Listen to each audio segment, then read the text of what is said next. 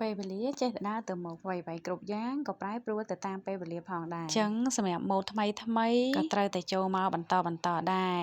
ម៉ូដនេះមើលទៅស្មុគស្មាញញ៉ៃញ៉ៃតិចមែនក៏ប៉ុន្តែវាស្អាតគួរឲ្យស្រឡាញ់តែម្ដងហើយអាម៉ូដដែលស្អាតខ្ជូតហ្នឹងណាធ្វើវាសាំញ៉ាំលុះមកសរសៃយើងកាត់វាជា4ចំណែកមានវែងមានខ្លីមានកណ្ដាលចឹងទៅយើងត្រូវជ្រឹបចុងវាសងខាងឲ្យស្រួចស្មើគ្នាបន្ទាប់មកយើងត្រូវផាត់ពណ៌ខាងចុងតិចតាមពណ៌ដែលយើងចូលចិត្ត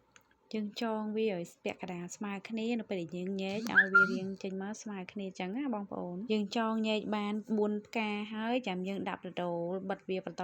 ពីតូចមកបន្ទាប់មកធំតិចចឹងទៅបិទលេខយ៉ាងណាឲ្យចំពាក់កណ្ដាលនៅពេលដែលបិទរួចរាល់ហើយ